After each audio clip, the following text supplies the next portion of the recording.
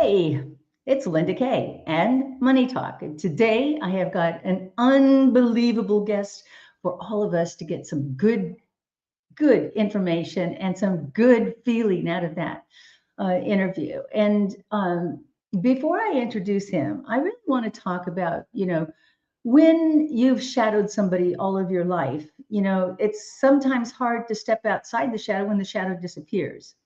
Well, I will tell you, my guest is having no problem whatsoever doing that because he's got a brand new book, and I'm going to let him talk about it. But right now, what I'm going to do is ask you to do two things. One is stay tuned, right?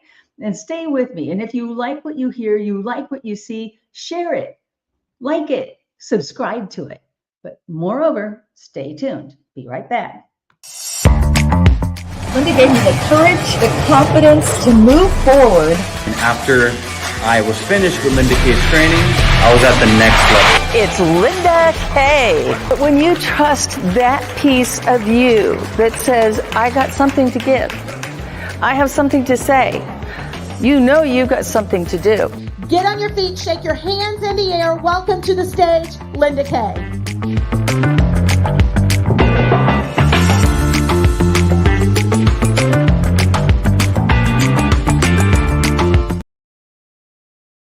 So I did promise you a really nice surprise, and I will not disappoint you. Now, when I think about Money Talk, and many of you that are first-time listeners, Money Talk is really a show that is talking about how to improve your life and how to improve the life of others. And what your life and your service and your product is will help others improve their life. And with no exception, I will tell you that my next guest will be able to tell you many ways in which he's done this, living in the shadows of dad, coming out of the shadows of dad, and writing his own story. Please join me with Brian Proctor. Hey, Brian. Hello there, Linda. I'm so delighted that you're here. And I know that many people have heard you speak and have heard you talk about your book. And before we get to that book, I think you've got a story right behind you. And it's a picture. Can you tell me about that picture? Well, that's actually a painting. It is a painting of my father, Bob Proctor, speaking. My mother-in-law painted that for me. She's an artist. And gosh, it was probably 3 months ago now. She surprised that for me as a little gift. And it was like, I had to put that in my office right behind me. Oh my gosh, definitely. Were you ever on stage with your dad? I was on stage with him quite a bit. Yeah. So when you were on stage with him, were you facilitating him or were you facilitating your audience? What's the difference? Yeah, well, when I was on stage with him, I was just sharing stories that were relevant to whatever he was teaching at the time, that could help the audience really take a look at what the lesson was and get a better understanding of how they could apply it in their life. So I was really just sharing stories, and that's kind of what I did with the book that you're talking about. Is I've just shared stories of growing up with Bob Proctor as a father and how that impacted me and how I used the lessons that he taught me to basically myself live a better life. What's the name of your book? The name of the book is My Father Knew the Secret, Growing Up with Bob Proctor. So now it's sort of a double entendre, isn't it? Because your dad was very involved with The Secret. Now, before we get there, you were born around the same time your dad was kind of getting into this, Think and Grow Rich. But he had a different attitude about the Think and Grow Rich. He didn't think you could just sit and think about it. What did he think? Yeah, here was the cool thing with my father. He was all about taking action. He said there's so many people out there that just, if they feel if they just think about this, they're going to attract it into their life or they're going to bring it into their life. He was of the vein that, yes, you definitely have to think about it. You have to imagine and vision it. But that beyond that, you've got to step out and take action. If you really want to bring something into your life, you need to do something about it. You can't just think about it.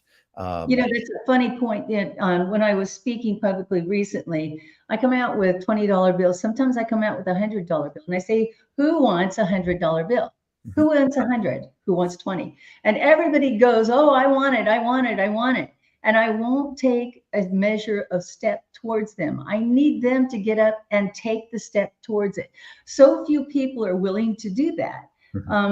And I think that when your dad also became involved with the secret, and that was colossal. I don't know what year this was. I'd have to go back and look at my notes, but how did that project come about? Well, it was a really interesting thing. So I can tell you when that came out. It came out in 2006. Okay. And it was really interesting. The whole movie, for anybody that's watched it, it's all around the law of attraction and what we think we bring into our life. Like And as a man thinketh, so he attracts, right? exactly, yeah. And my father had his assistant, Gina Hayden. He called her up and he said to her, he said, Gina, I've got a whole bunch of messages on my phone. I'm running to another meeting. I need help getting some of this stuff cleared off. And he said, there's a message on here from somebody. I think her name is Glenda from Australia, but it's kind of scratchy. And, can you check all this out for me? And so she did. Well, Glenda ended up being Rhonda Byrne's sister. Rhonda Byrne is the creator of The Secret. Yep. And Glenda had been trying to reach my father for over a month. They were filming the movie The Secret. They were filming it in Aspen, Colorado, and they were filming it the following weekend. Well, Wow. you want to talk about law of attraction? My father was going to be in Aspen, Colorado that very weekend. Oh my goodness, what a coincidence. And I like to say there's no coincidences in life, right? That's right. Yeah. Well, You're where you're supposed to be. and that's the interesting thing. He had only ever been in Aspen one time previously. So, you talk about the law of attraction. This is a great way of it showing itself. So he said, yeah, he'd be happy to take part. He literally had to just walk across the street, get in front of the camera, film for an hour, and then he was done. Amazing. And that was it. He had no idea what he was getting into.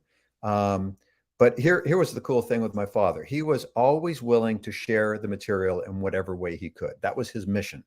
And he felt that they were honoring that. They were trying to get the message out around personal development, around the law of attraction. And so he was willing to take part. The interesting thing was they weren't paying any of the speakers to be in the movie. And several of the people refused to be in it because they weren't going to be paid. And my father was all about, let's just get the information out there. We'll all be rewarded if we do the work, we get it out there. And I look at him and I think, wow, my father had been in the industry for years. He was really a pioneer in the personal development industry. Correct. And The Secret came out when he was 72 years old. So he had been working in this industry for 40 years, doing well, but never really making it to huge levels. Well, The Secret propelled him to new levels. It skyrocketed his career, didn't it? It really did. I mean, from that, he got on to Larry King, Ellen DeGeneres, all kinds of places that really showcased who he was to the general public. And it was a big deal. It's interesting because he was known in some circles, but not in the mainstream circle. You had Brian Tracy, you had Tony Robbins, who was just coming up at that time. And you have everybody looking to make a name for themselves. And I wouldn't say it was sort of a Me Too generation, but it was definitely, you needed to make a mark. And so in order to really stand out, you needed to get people's attention. Your dad was very low key in getting that attention. And I like to think of what he did, just like it is in your book, teaching you core values. Right. Because so many people don't have those core values or they weren't raised with core values that would resonate with a successful life. What did an average day look like for you getting up in the morning and starting your day with Dad? As a youngster? Yeah. Well, when I go back to early, I'll give you a nice story, Linda. Here's my earliest memory of my father. And this, for any parents that are watching, this is invaluable. When I was young and Dad was home, he was the one that tucked me into bed. And, these are some of my earliest memories of him. And I remember laying in bed, getting ready to go to sleep, and Dad would come in the room. He'd sit on the edge of the bed and he would put his hand on my chest. He always said, we need to have that physical connection. That's where, Mm. everything's delivered physically, just with that connection. And he would start to talk about my day, and he would talk about all the good things that I did that day, all the good that was happening. And if there was anything bad that happened, he would have me look for the good in it. He always had me, rather than focus on the negative and feel bad about something, he'd have me look for the good in it or the lesson out of it. Um, then he would basically end the evening by saying, Brian, you are capable of being, doing, or having anything you want in this world. When you go to Oh, sleep, you're going to have a great sleep. You're going to wake up with a smile on your face, feeling wonderful and having a great day. And what that's, what a way to go to sleep and to awaken with that joy of what the last thought was that you went to bed with. How did that impact you? well, it impacted me in a really powerful way. It developed my self-image for sure. It made me feel really good about myself. It made me feel valued. And it was it was a great way to set up a strong self-image in a young person. And the best part was then I took that and I did it with my children. And as they grew up, they were the same. I never had any issues with the kids when they're through teenage years, no problems. They were just well adjusted, well centered, had a really strong self-image. And the fun part now, Linda, is that I have grandchildren now, and I see my daughter doing that with her two kids. And it's The just it's a lesson that wonderful your thing. dad left, and that you could live that same lesson and that value. That value is not just the, gee, it felt good and dad, made his connection with me, but the value and the core value of that I need to give that, move that forward, give that to other people, because why keep that to yourself when the joy of that was what it did for you, right? Right. Well, the interesting thing is he wasn't brought up that way. But because he studied this material, I guess, myself, my brother, my sister, we were his lab, for lack of better words. And, he really created generational change. He changed the way I look at everything. And because of that, I was able to change my kids and now the grandchildren. And So that's it's, one of the things that he taught also. And I want to say it was paradigm shift. And a lot of people talk about paradigm shift. See, he had a very specific agenda with paradigm shift. Can you talk about that? yeah, the whole paradigm shift event was really, we all have paradigms, good and bad. And paradigms are just really our attitudes and the way we look at things. And so we were basically given our paradigms by our parents, primarily, certainly by some of our surroundings as we're growing up, but a lot of it is by our parents. And dad was always of the opinion that we can alter our paradigms with focus of thought. And we ran these paradigm shift events to show people how they can change their paradigms for the better if they have, ones that they want to change. And he would really show people how the mind worked and how you can impress change within yourself to create a new life and create a new way of looking at things.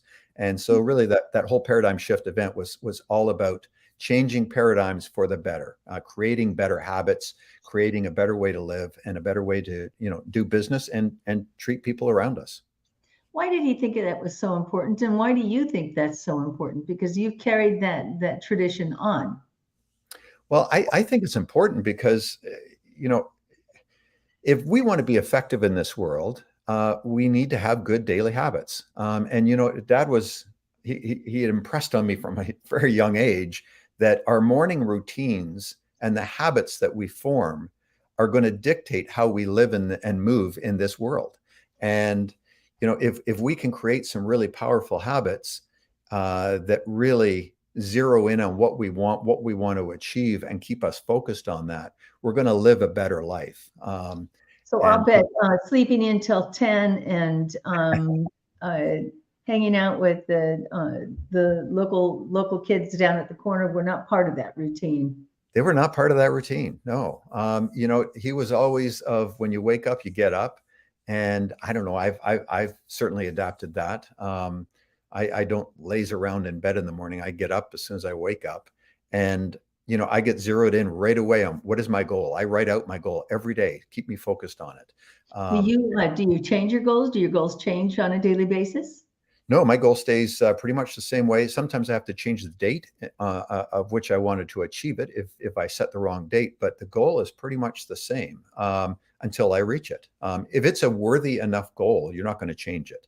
You know, that's I kind of think where. I think that what you just said is possibly one of the most important things about the mind and the mindset, because we all have goals, right? I want to be this or I want to do that. Without any specificity in it, without any traction in that, it's just a lofty thought. It's a goal. Right. It's the actions that we take. It's the intention that we put behind it. But there's something else that you yourself found was one of the most important keys, and I'm probably gonna leave it out there and see if you can guess what that was. Well, I'm not quite sure where you're leading with it, but I'll say where I feel it is I I actually challenge that a lot of people don't have goals. Mhm. They have dreams there or primarily wishes, maybe. I wish my life was like this. But if we have a worthy goal, a goal that inspires us, it's That's the the word I was looking for. oh, is it? Okay, well, there we go. So uh, Ding, ding, ding, ding, you win. well, the deal with a goal is it should be something that you don't know how to achieve, but it needs to be something that truly inspires you. And if Give me that's, an example. yeah, plain and simple. And if it inspires you, it's going to cause you to step out and do things in a day you would never normally do. And that is the power of a worthy goal. And by doing that, you're going to change your life. You're going to grow. Dad always said that a goal is not to get, a goal is to grow along the way. The getting of the goal, the achieving of the goal is a bonus. But the growth that we incur going towards it is really something, if it's a worthy goal. And so when you think about a worthy goal, what are some of the things around, what are some of the parameters around it that you haven't done it before, it's never been done, or that you have this burning desire, like you and your wife wanted to build the house, right? You wanted Right. the house that you got at Puget Sound.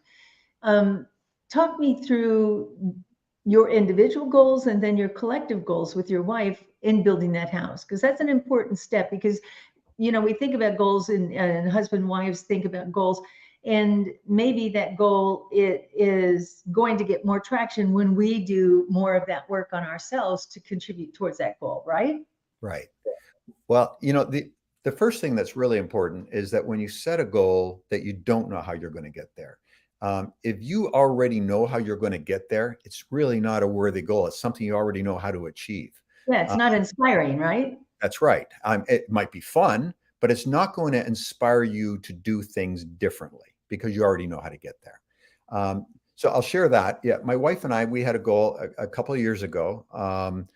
And I can remember sitting with my father. We were living in Florida at the time, and I was sitting with him. He came down for a visit, and we went out for lunch. And I was talking to him. I said, "Dad, we bought this place. It was right on Puget Sound. The house itself is literally like 15 feet from the water, but it was a bit of a teardown. It needed a lot of work. So I said, what we're really wanting to do is basically tear it down and build a whole new house. We had to stay obviously on the footprint and all that kind of stuff, but it was going to be very, very expensive. And we did not want to get a mortgage, wanted to make it happen. And I wasn't quite sure how I was going to do it. And I remember I was starting to talk to him about all the things I could potentially do to earn extra sums of money to make it happen. And I remember You're Dad. thinking outside of your normal box. You're thinking, what are the possibilities? Where can I get the money? Because I think a lot of people get really stuck going, I got a day job. That's all I'm ever going to have. And I can't, we can do more than we think we can. We definitely can. We definitely can. Well, the first thing Dad said to me, he just looked at me with this knowing smile because we've had this conversation on many occasions. And he said to me, he said, Brian, you know that you don't need to figure it all out right here, right now. All you got to think about is this what you truly want? You don't need to know how you're going to get there right now, but is it what you really want? And So if it don't think is, how, it's the what. it's the what. And he says, then you need to make a committed decision. That's it. And I looked at him and said, you know what, Dad, you're right. I need to make a committed decision that I'm going to do it. And we did. We made a committed decision, and then we figured it out. We just kept taking steps every day to figure it out. And like you say, a lot of folks, you could be watching this and you're in a job and you're thinking, well, I can't earn any extra money. I've got a salary and that's what they give me. Well, I challenge you to think differently. Dad was always about creating multiple sources of income. And, Linda, you've got a great example. You're hosting a podcast. You're doing all kinds of different things. Some things will draw you big incomes. Some will be little incomes. It doesn't matter. As long as you find something you're passionate about, you can start a side business that's outside of regular work hours. You might not earn a lot immediately, but my gosh, if you're passionate about it and you keep at it, and you only worked at it a half an hour to an hour a day of focused attention, my gosh, 6 months from now, where are you going to be? Who knows? Oh my gosh, and that's huge because, when I first started the podcast, and it was Ken Walls that said, you got to do one and you got to do it every day. And I'm like, oh my God, I can't even think about doing it once a week. What are you talking about? And then it was, what do I want it to be? What do I want it to talk about? And it was the what, it wasn't the how. And when I first started this, I was god awful. It was difficult. It was, I'm gonna guess it was painful to watch, even though I have a gift of gab, Brian. I do like to talk. Being confused or not being organized in your thoughts when you're interviewing somebody can show up and make your guest uncomfortable too. But in the willingness to make your mistakes, in the willingness, be willing to fall forward. Right. That's where your growth comes. Absolutely. Here was something that I loved about my father is that when he got an idea for something, he stepped out and took action around it.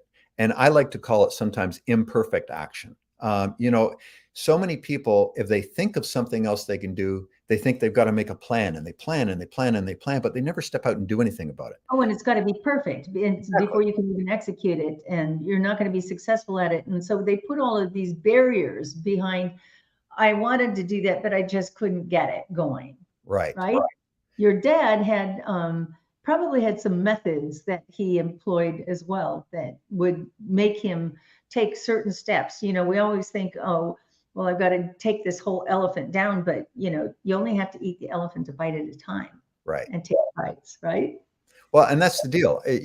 That's what we call it, imperfect action. At least if you're stepping out into it and doing something about it, you're working your way there. It might not be the perfect way.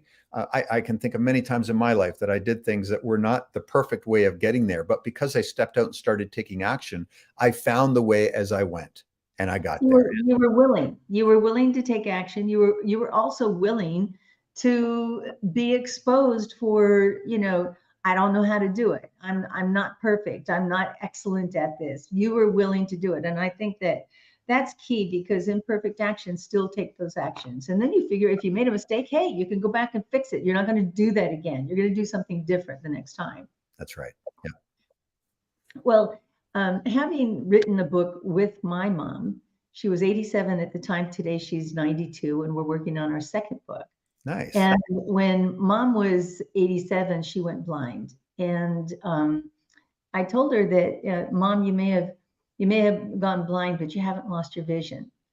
And, the sense of purpose, the sense of belonging, the sense of wanting to give, I think that stays with us throughout our entire life. And, all the way through your dad's life, this happened as well. I didn't know how to write a book. I had no idea. I mean, I was like, okay, well, at least I had a common thought of, well, each one should be about 15 pages long, written or typed. And it came out, who knew that it was going to be 300 pages by the time we had finished it. Like, we just got in and got started. And mom said, well, did you notice that I'm blind? I can't really write a book. So we start thinking about limitations, right? And I'm like, well, I've got eyes. I can be your eyes, right? And so when we refuse to let the limitations that that are before us not stop us, not hinder us, imagine what we can do. But you started writing your book. Your book was 4 years in the making. Right. You spent an incredible amount of time with your dad. And I want to get into that just a little bit about how and when and why you got involved, because I know you have your own marketing skills and your own business sense that helped propel him as well from, at a time when nobody knew what building lists was, and that's all we talk about today, right? You were a pioneer in this. Is that how you started working with your dad, or you were just tagging along and go, well, I got a story here. Now, let me get up on stage with you, Dad. I mean, tell me the genesis of this.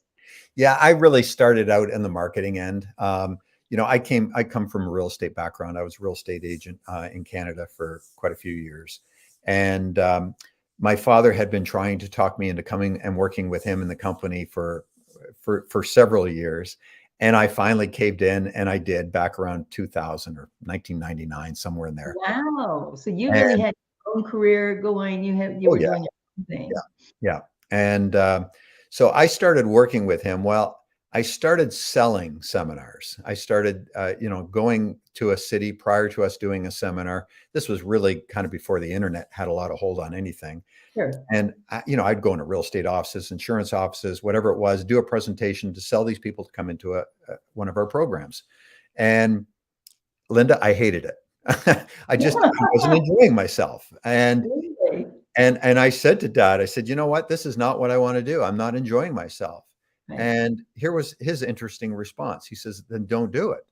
He says, find another way that you can contribute. That was it. And I thought, wow, okay, that's kind of interesting. So that's when I came up with an idea on a way. What worked for me in real estate, I'll just go backwards a little bit. What worked for me in real estate was that I always stayed in touch with my clients, past clients and everything. I always found it amazing how many real estate agents sell somebody a house and then are never in touch with them. Never reach them out again. I am in the commercial real estate field, and I understand this so well, and I greatly appreciate the quality and the value of having legacy clients, people that will come back to you over and over again because of the value that they had. So you got that very early on. You understood that they may not be ready to buy a house today, but in a couple of years they will. And they don't need to just hear from me when I think they're ready to buy again. I'm going to stay in touch and create value. Right. How did that, so explain how that morphed into, I'm going to do the same thing and bring value for my dad. Well, so for me, that with the whole piece with the real estate was that, not only staying in touch with somebody, the value of it that, you could potentially sell them a house down the road, but by staying in touch, you create a relationship and trust. And because of that, you're going to get referrals. You're not working with just that one person. You're working with that one person and their circle of influence, because if they really like you and see that you're delivering value, they're going to refer you to their friends, relatives, whoever. So it's a no greater amount of influence than to have a referral from an inside person. This isn't just a cold lead. It's more than just a warm lead. It is an endorsement. And that's really, people forget this. Exactly. And so that always amazed me. Anyway, so when I started to think, okay, what can I do that's going to create value? This is back in 2000. I started thinking, well, email is starting to become a bit of a thing. Maybe there's a way that I can stay in touch with all of our clients via email that doesn't cost anything, but that has value. And so I came up with a program that was kind of like a quote of the day program. Monday to Thursday, I would just send out an inspiring quote. That was it. Every Friday was an uplifting story. And it wasn't like it took a lot, but it delivered value for free. And this was long before quote of the day services were out there, or even anybody was starting to capture emails. And it was very, very well received. We started with about 300 people. Well, that list now is into the millions. And it grew because it was delivering value with something very simple. And it set the foundation for my father's company, that when that movie, The Secret, did come out, we were set and ready to capture everybody's email address, deliver value, and go with it. Whereas a lot of the other people that were in that movie didn't have anything to capture emails or anything. This was before a lot of that was common. Right. Before funnels and click funnels and all the other things that people use today to try to capture and then nurture. You were already into this nurturing concept when you started sending out the emails. But this just really, it goes to show that, if you're not doing something that you like, you need to stop it Right. and go find something that you do like to do and bring value. And that's what you did. The fact that you could do, you could bring something that was really yours Mhm. and bring value to him, that took you guys to a whole different level. Yeah. Talk to me for a second about the book. How tough was that for you to go back and for me, writing the book with my mom, I can ask her questions and I have that interaction. Were you having interactions with your dad in your mind when you were writing? So yeah, when I started writing this book, it was it was over 4 years ago now, and my father was alive. And when I started writing it, the big thing that I was always asked Linda at every seminar, hundreds, if not thousands of seminars, every time I was at them, What was everybody it come up to me and was like, "Wow, what's it like having Bob Proctor as a father?" And like? to me, he was dad, so it was Right. just kind of a normal thing. But I realized that I could write a book on what it's like having Bob Proctor as a father, and I thought I'm going to write something that is from the son's perspective, the private life perspective of what does Bob Proctor, what does he teach his son? What are the secrets? What are the lessons that he taught me as his son? And I thought, wow, there's going to be value there for people. So that's what I started to write about. And Dad and I are both early morning people. It wouldn't be uncommon to find us, at 5 o'clock in the morning on the phone chatting with each other. And Hopefully you were in the same time zone. we were in the same time zone at that time. Yes. And I would share with him what I was writing about. I would send him a chapter or a few paragraphs, and he'd love it. And then we'd start talking about something else, and I would ask him questions around certain topics. Right. Why we did something, and it really was food for thought for what I was writing. So it was really great. Really, it is totally the genesis for that. And then, obviously not knowing that you were going to lose your father before you actually published that book. Are there things that you wish that he could have known before he left this world? I would have loved for him to see the book and for him to see the response that I've gotten from it, the feedback I've gotten. My God, if you just go to Amazon and look at the reviews, We're going to go to Amazon. In fact, one of my VAs, we're going to put the link for the book into the chat, so everybody can click on it if they're watching this live, or if they're watching it pre-recorded, you can click on that link. And let's have it roll across the bottom of the page again, Ron. Yeah, there we go. So this is My Father Knew the Secret Growing Up. He he had you dialed in, and he had you dialed onto that platform that was really the hope and inspiration for everybody that would ever think about having a relationship with their parent, being able to work with their parent, and you still talk with them. Yeah. And I understand that value, because my mom and I are very, very close. She thinks I'm her best friend, and I think that she's mine. So, Right. I can greatly appreciate what that is for you.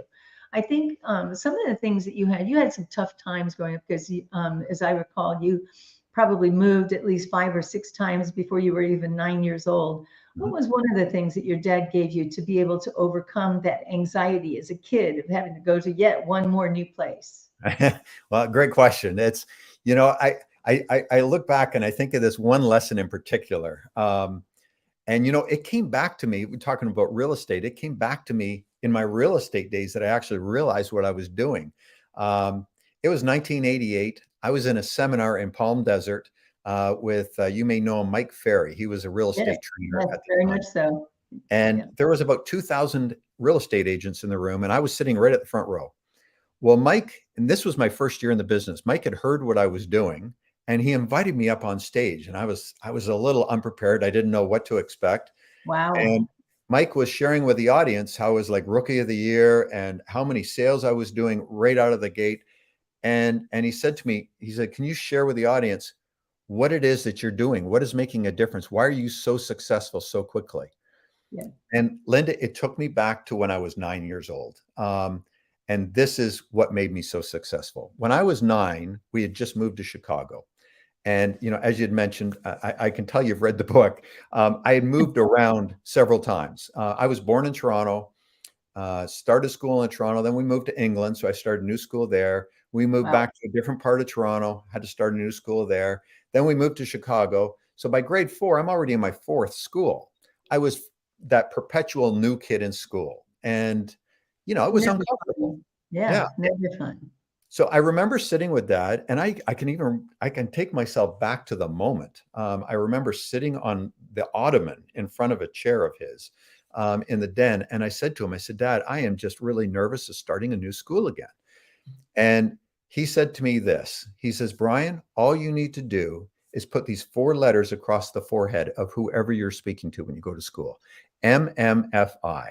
And what it stands for is make me feel important.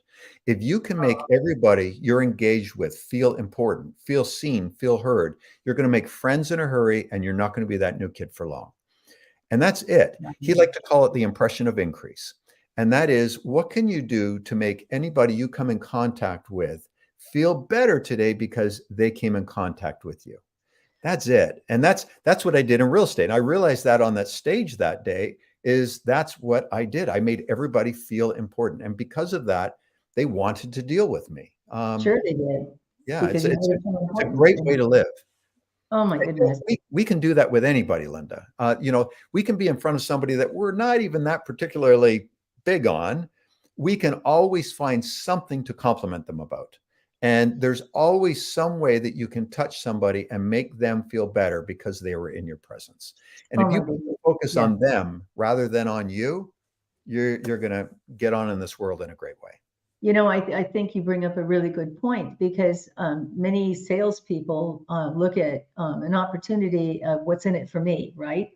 They don't look at it as what's in it for them, and what can make them feel important, that they're part of the process. People love to buy, but they hate to be sold, right? Right. And when we come at our business with, I just want to make a sale, or I just want to do something, it's red. It's almost like it's like an infrared that other people feel. They're totally repelled by it. Yeah. And they don't see that. So I think that's a really, really key thing. When, and I don't know when you started this, but you started something with your wife called Kelly Proctor Co. Can you talk to me about it? Yeah, that's really just our company. My wife's maiden name is Kelly, so we call it Kelly Proctor Co. And we self-published our book. We were looking at several publishers, and they weren't going to provide anything better than what we could do ourselves. So I thought, why? Hallelujah. You're so absolutely right. In fact, you'd have to give up a lot. Exactly. And I had a few publishers that were interested. And when I told them what my goal was, they looked at me like I was nuts. What was your goal? How many copies of the books I wanted to sell. Well, that was a red flag right away. I thought, if they don't have the vision, well, If then they can't share my vision, I don't want them to diminish mine. exactly. So Kelly Proctor Co. was just formed as a company that we use for corporate reasons, but it is for a publisher of our book. I do speaking at different events, and so that is our company. It's really all around self-development, living a better life, and improving the way we live. Yeah, I think that some people would look at your life and say you have a graced life. Would you agree with that statement? I do. I always say I live a charmed life. I really do. And I realize I was lucky, having Bob Proctor as a father. But that being said, Dad never gave me anything. I had to earn it. I had to do it. But what he did give me was some valuable lessons and knowledge that enabled me to live this charmed life. And so, I've taken everything that he taught me to heart, and I practice and use it in my life to live this charmed life that I'm living. And the best part, Linda, is I literally put it all in the book. And I put it in such a simple, easy way that anybody can understand it and take the lessons and apply it in your life right now to alter your life for the better. Whether it's great or not so great, it can always be better. And that's really what it's all about. And thank you for that. When you're out speaking, I'm imagining that you're going to organizations that want to have you come in to be an inspirational speaker. And do you speak to younger groups, to the teenagers, or is your focus primarily adults? So I don't really have a focus that way. I've been speaking to general groups. People typically will fill a room with 300, 400, 500 people. And these are all people that are just looking for a better life, a better way to live. And yes, a lot of times there's teenagers in the room and there's senior citizens in the room. There's a little bit of everything. It's always fun afterwards when people are coming up to say hello or to have me sign a book or do whatever, the range of people that are there. And I will say, I do love when the young people come up and they're excited about it and they love what they see and how they can apply it in their life. Because my gosh, to apply this stuff when you're young, oh, you got such a great life ahead of you, but Yeah, that being said, advantage. Pardon me, sorry? You have an advantage. You Right? really do. Yeah. It gives you the tools to be able to really mark and create the life that you want, and also eliminate that chatter that seems to come around and say, no, you can't do that. No, you'll never be, no, you'll never amount to anything. And have clear-cut goals, have clear-cut steps and action for you to take. And I am so glad that you put that in the book. It's just a phenomenal book.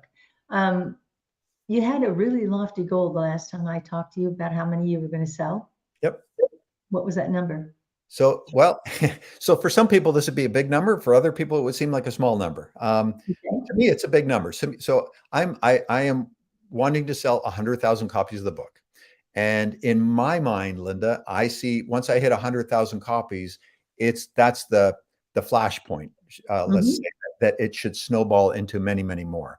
And my goal with that is not for income, because as you know, you don't get rich on selling a book. No, you certainly don't. That's No. not what you're looking for. My goal is to get it in as many hands as possible. And it's for psychic reasons. I just know the value I put in this book. And it's not because I wrote it. It's because it's everything that my father taught me and how I'm living my life. And I know if I can get it in that many hands, it's going to change lives. And that's a really powerful thing. I'm not there yet. And I still don't know how I'm going to get there yet, but I know I'm on my way. And I'm on my way in a pretty good way. And I'm just stepping out, doing whatever it takes. Well, I can imagine all the organizations that are going to get that box of 100 books, and 100 books per box at a time will hit that goal.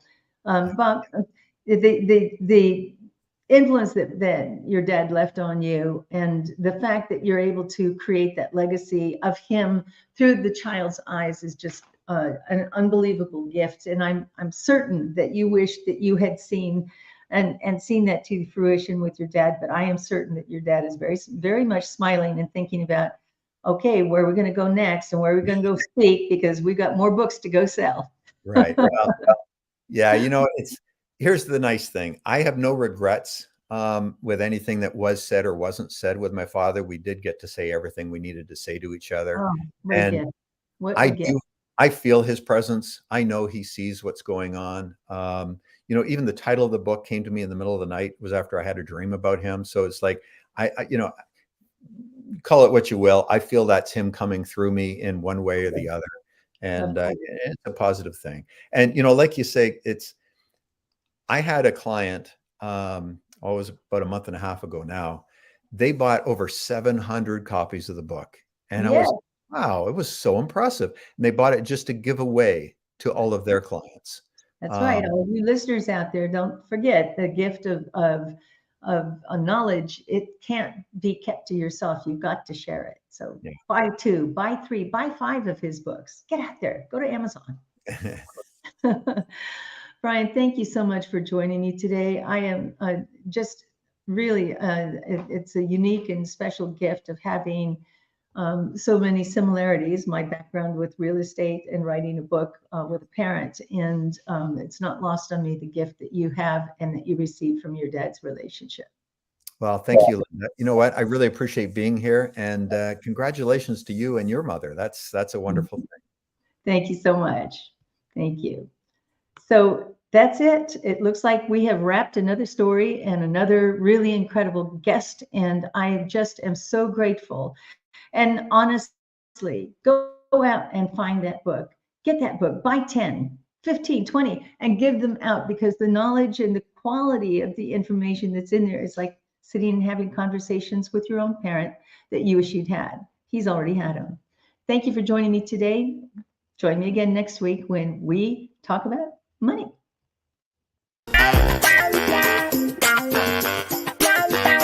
Do you like to talk about money? If you do and you'd like to be a guest, contact me at lindak360.com.